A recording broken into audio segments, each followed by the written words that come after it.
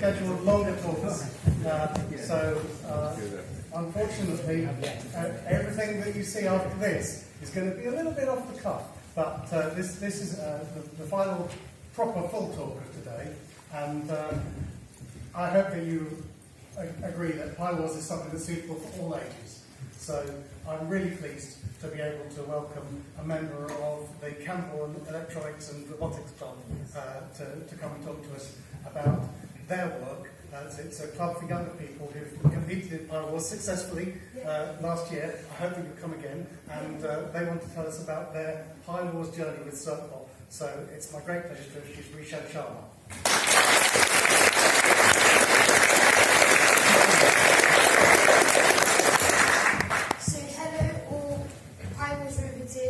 My name is Rishabh, as you know, and I'm part of the CERCBot team, which is based in Cambourne. Unfortunately, the rest of the team didn't come due to some issues and some problems.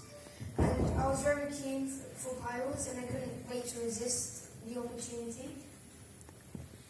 So in this presentation, I'll be talking about the start of our PiWAS journey, the formation of the team, and then I'm going to be talking about how the version of robots are made, as in version 1 and version 2. We're going to deep dive into one of the challenges, and I'm going to be telling you how we progress through the final days. So for those who don't know, PiWAS is a robotics challenge using the Raspberry Pi as the main component. These are the challenges. So for the autonomous category, there's a Hubble Telescope Nebula Challenge, and we came 3rd place in this challenge. The Canyon on Mars, where the robot has to go through a maze, we came 1st for this challenge. And Blast Off, the straightest line speed test, was where the robot has to follow a line, and there's a slight bump in between, and the robot has to follow it.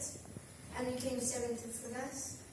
And for the remote control challenges, we have Pioneering the Right Stuff, where there are 2 robots which compete in popping each other's balloons. Then we have Space Invaders, where the robot has to shoot targets using projectiles.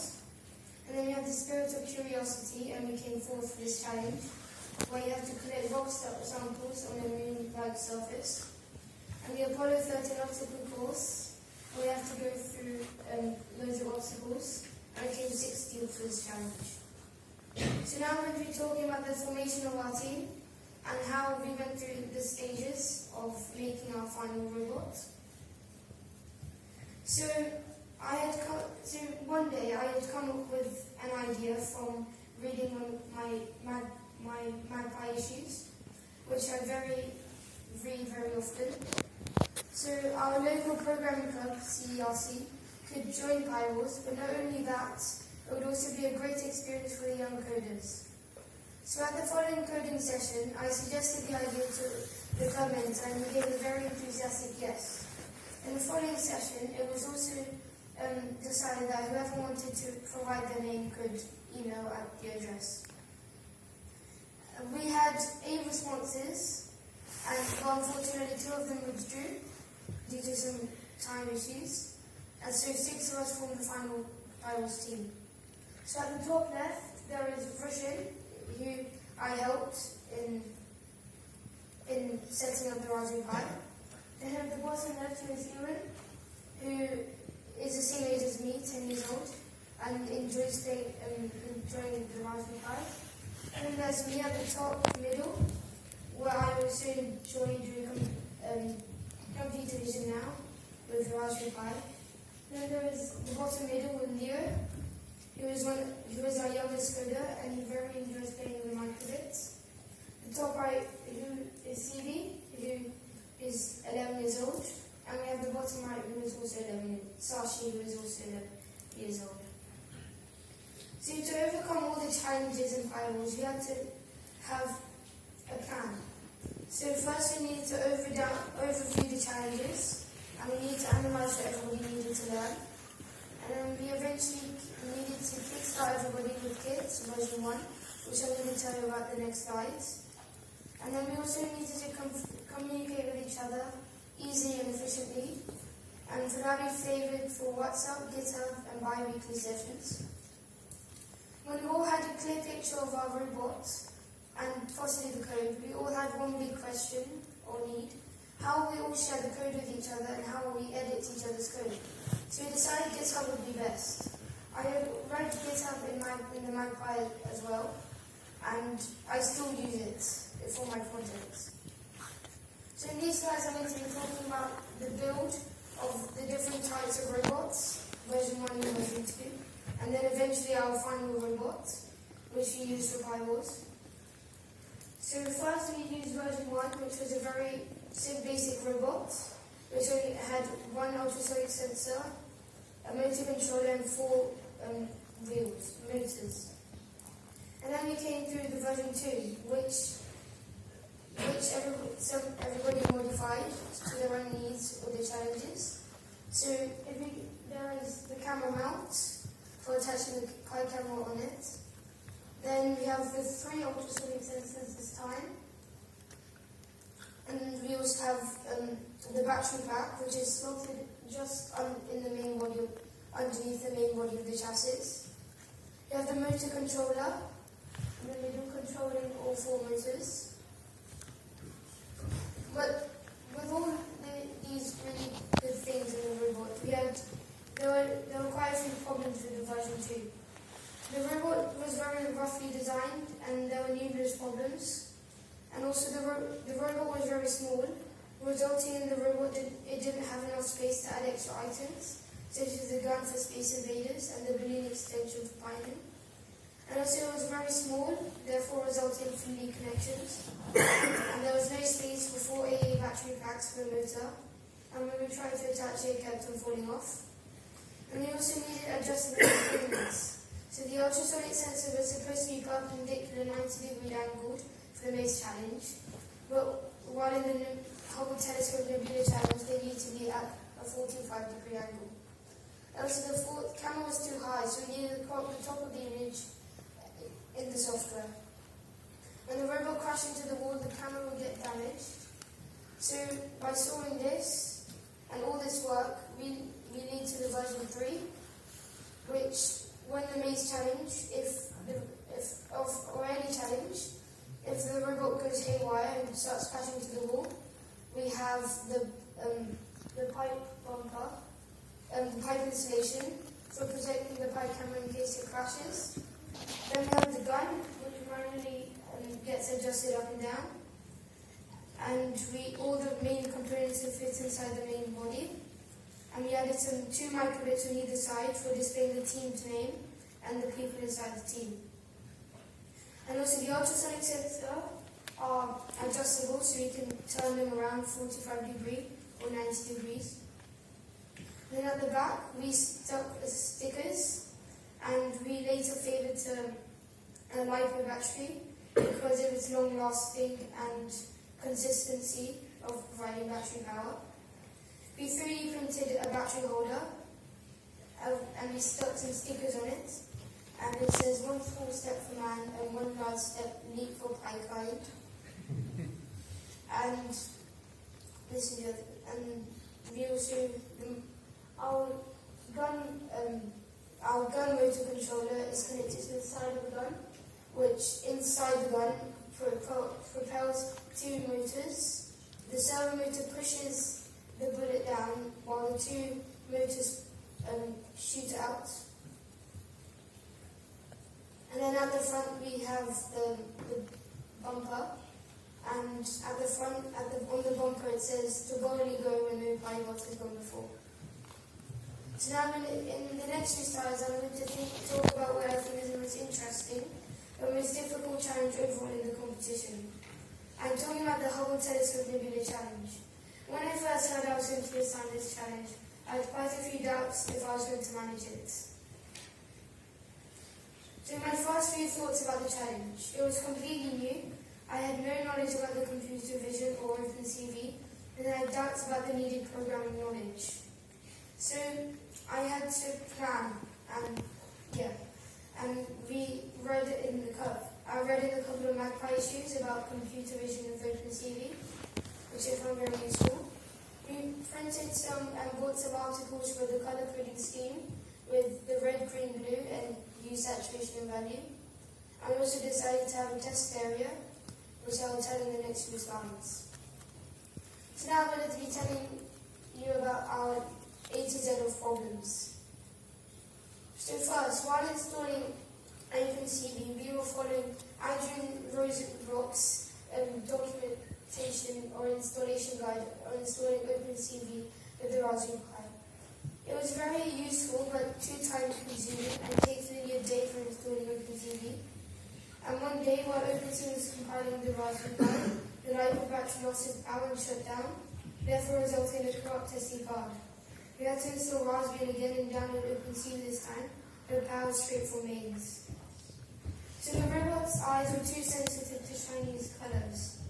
So the glossy paint in the test course causes the interference with the colour differentiation. Due to this, the robot goes straight into the wall.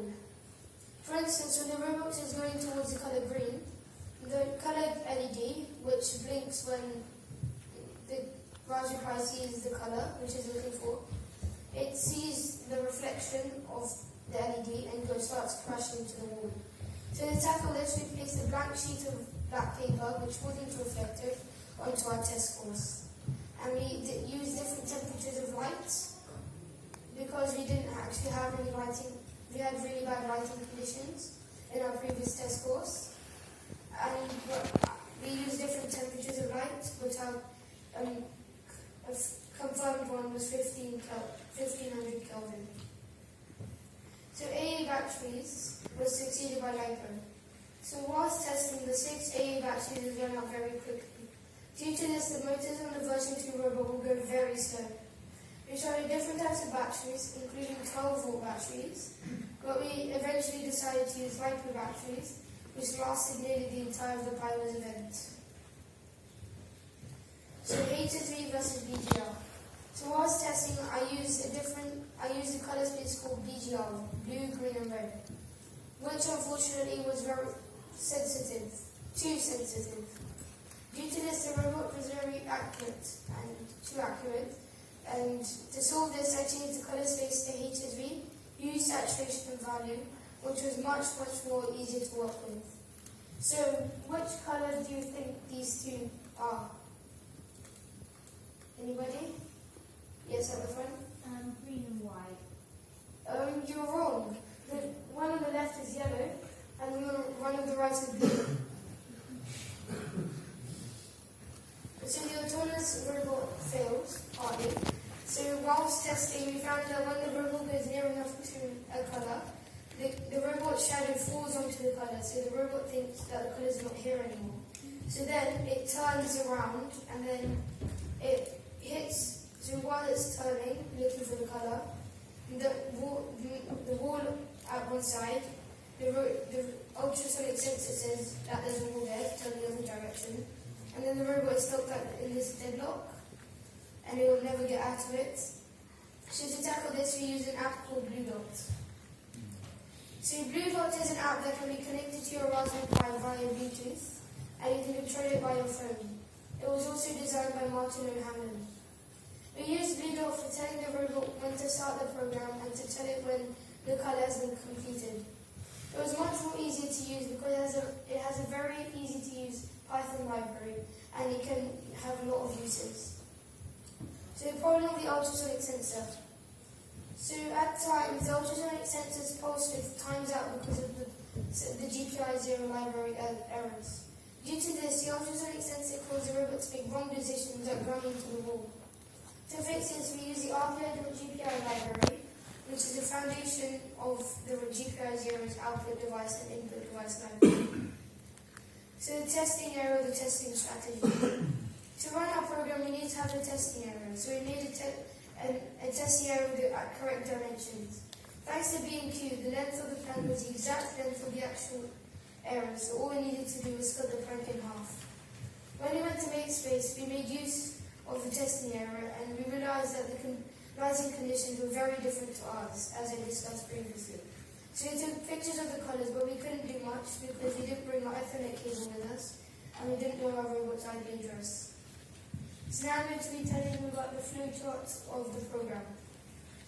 So now for the every colour in a specific order, takes a picture of its H2G contents, and then it finds out if the colour it is looking for exists in the image. Then it finds the distance from every ultrasonic sensor, and then it splits the image in half, left half and right half, to determine which direction to go in the future. And then it decides which colour is the most dominant colour, and it is the required colour. And then it checks, is the colour done? If it's yes, it goes to the next colour. If it's no, then it keeps going through the program. Then it checks, is the colour count greater than the threshold? If it's no, has the colour got the colour earlier? And if it's yes, decide the optimum direction to turn based on the ultrasonic sensor's inputs. And if we go back to the top loop, if it's yes, if the left side of the image has the most colour count than the right side, yes, then set a variable called pick on left to true. Otherwise, set pick on left to false and go forward, and then goes back to the while loop. So if the previous picture was on the left half and there is still space on the left half, turn left. Otherwise, check if it's on the right half. If so, turn right.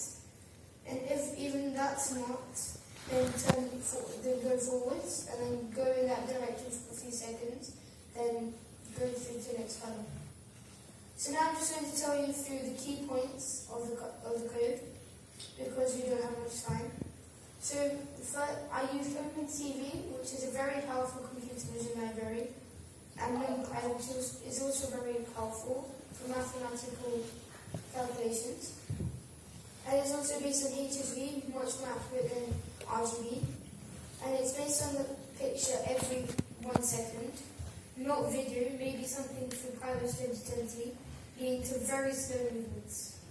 So the decision of the presence of desired colour. Find out if the colour it is looking for is the most dominant colour in the image.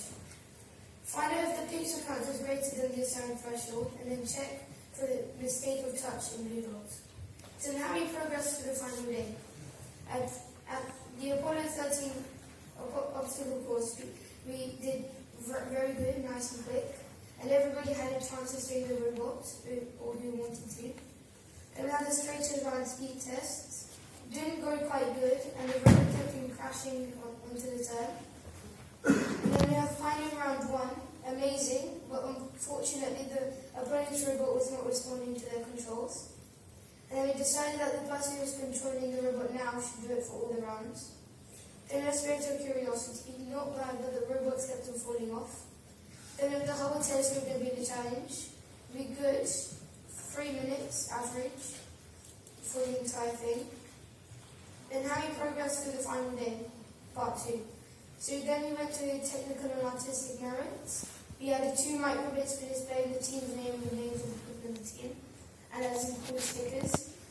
Then we have round 3, brilliant. Then we have turning on Mars, good but missed out the final turn. Then round 4, lost but played well. And then we have Space Invaders, amazing and accurate, bullets were fast and powerful. And now many thanks to our esteemed parents and mentors, Alok Sharma, my dad, Sujit Bhattacharya, the club's mentor, Andy Fell and Stuart Hunt, and Akshay Sama, who helped in designing the robot, and Iman with the general helping and organising. Do you have any questions?